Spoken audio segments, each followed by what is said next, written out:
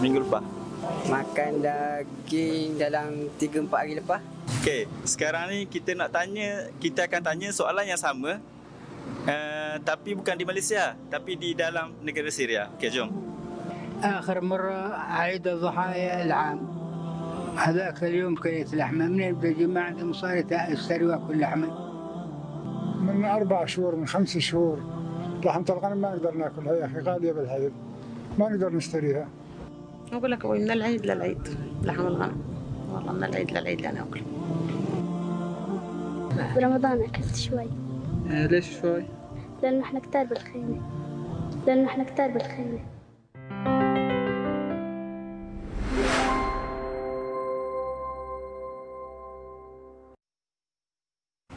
Iaitu dia bingkisan daripada Peduli Insan Care. Jadi bersama dengan saya di pentas Assalamualaikum sekarang kita ada Encik Muhammad Luqmanul Hakim Muhammad Rizwan yang merupakan pengerusi Peduli Insan dan juga Encik Azfar Abdullah yang merupakan ahli jawatan kuasa Peduli Insan. Assalamualaikum dua-dua, sihat? Waalaikumsalam. Alhamdulillah, saya seronok tengok baju ni, cantik, ceria kan, putih dengan warna biru turquoise kan. Jadi mungkin Ustaz boleh kongsikan dengan penonton TV Al-Hijrah pagi ini tentang perkembangan terbaru krisis yang melanda Syria. Okay, bismillahirrahmanirrahim. Pertama sekali saya ucapkan terima kasihlah kepada TV Al-Hijrah dan kepada Tuan Hanan, seluruh penonton yang menonton kita pada pagi ini. Berkenaan dengan latar belakang apa yang berlaku terkini di dalam krisis Syria ini. Pertama sekali, seperti mana kita tahu, selepas daripada COVID-19 yang menimpa kita, jadi peperangan di sana terhenti.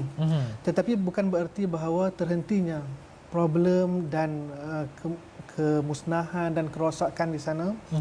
Dan kita dapati sehingga hari ini lebih daripada 12 juta daripada rakyat Syria sendiri dah menjadi pelarian. Allah. Sama ada pelarian di luar negara ataupun pelarian di negara mereka sendiri. Allah. Maksudnya mereka keluar daripada kampung halaman pergi ke tempat lain yang masih belum musnah lah.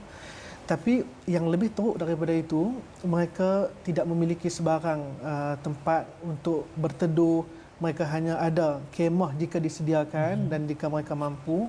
Dan dalam keadaan hari ini kita lihat kepanasan yang lebih daripada 40 darjah, dalam keadaan duduk dalam kemah, kemiskinan yang kita kata hampir 80% daripada mereka yang tinggal di kem-kem pelarian ini penuh dengan kemiskinan dan kefakiran.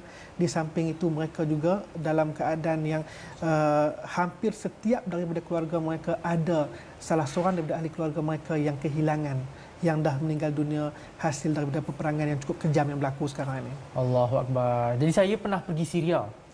Kan, jadi saya pergi dulu sebelum zaman perang, Damsyik, memang cantik, tempat yang sangat cantik. Betul. Orang Syria ni memang kata orang Arab yang paling baik lah. Kan, kalau dia marah tu tak macam marah, seolah-olah dia macam cakap dengan kita kan, padahal dia tengah marah. Jadi memang amat sedih lah bila kita tengok situasi Syria kan. Jadi mungkin Encik Azfar kan, macam seperti tahun-tahun sebelum ni kita tahu Peduli Insan ni dia telah menyumbang pelbagai bantuan kepada Syria kan. Contohnya kita sumbang makanan, barang keperluan asas hidup. Jadi sempena Aidiladha tahun ini kan, apa sasaran Peduli Insan ni untuk sumbangan #Korban for Ummah ni? Terima kasih Encik Anan, penonton.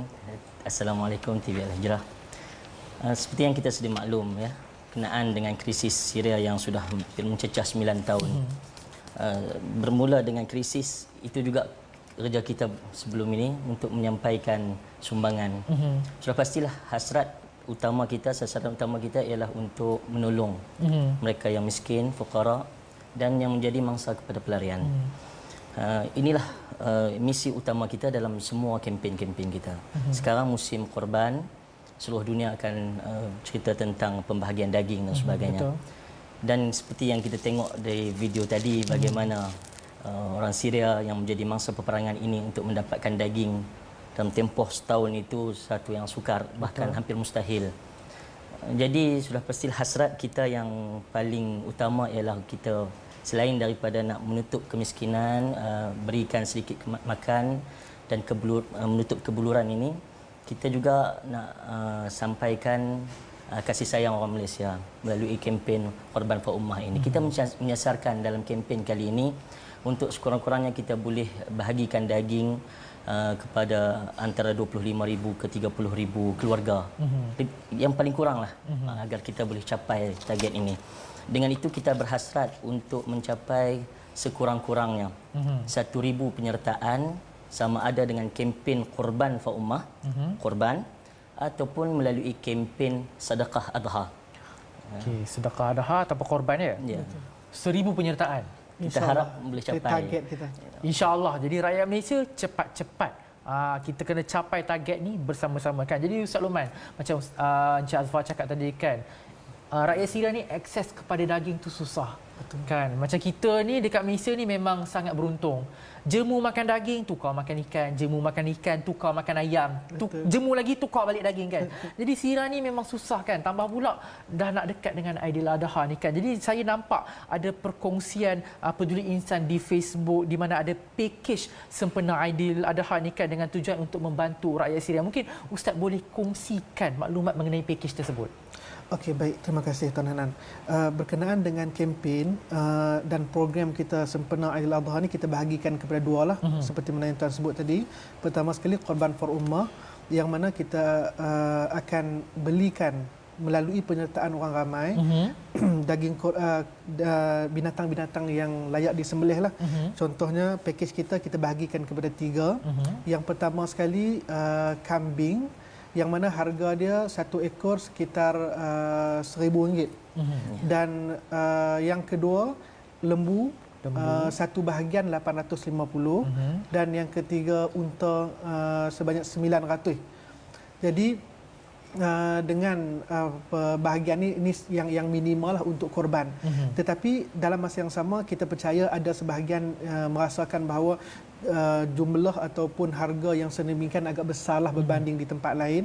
Jadi kami dan mereka juga mahu untuk menyertai dan membantu rakyat Syria untuk beri daging. Kami sediakan satu plan alternatif yang mana kita berikan kepada, kita buka juga peluang dalam program Sedekatul Adha, yang mana mereka boleh untuk menyumbang dengan jumlah yang lebih kecil. Kita buka 3 package juga, 150, 100 dengan RM50, yang mana kita akan berikan yang asas adalah daging, tetapi bagi orang yang terlalu miskin, yang tidak ada dapur untuk masak daging, jadi kita bagi daging itulah, kita akan berikan dalam bentuk juadah yang dah siap dimasak untuk mereka terus menjamah lah, insya-Allah.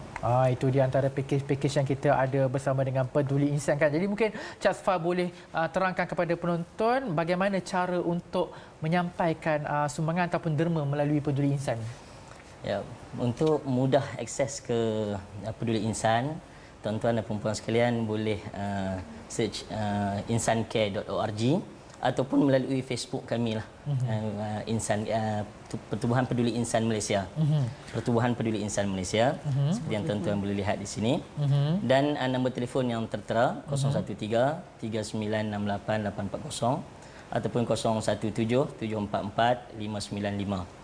Jadi tuan-tuan yang dirahmati Allah sekalian, boleh lihat juga perkembangan perjalanan kami sepanjang tahun ya. Dan insya-Allah mereka yang menyertai korban boleh dapat update melalui Facebook kita dan web kita lah, insya-Allah. Insya-Allah. Inilah peluangnya untuk kita sama-sama membantu rakyat Syria terutamanya kan dalam mengharungi Aidiladha tak lama lagi kan. Jadi kita nak ucapkan jutaan terima kasih kepada Ustaz Muhammad Luqmanul Hakim Muhammad Rizwan, pengurusi Peduli Insan, dan juga Encik Azfar Abdullah yang merupakan ahli jawatan kuasa Peduli Insan. Jadi kepada penonton, cepat-cepat ambil bahagian, join, tanda anda menyokong ataupun solidariti untuk rakyat Syria.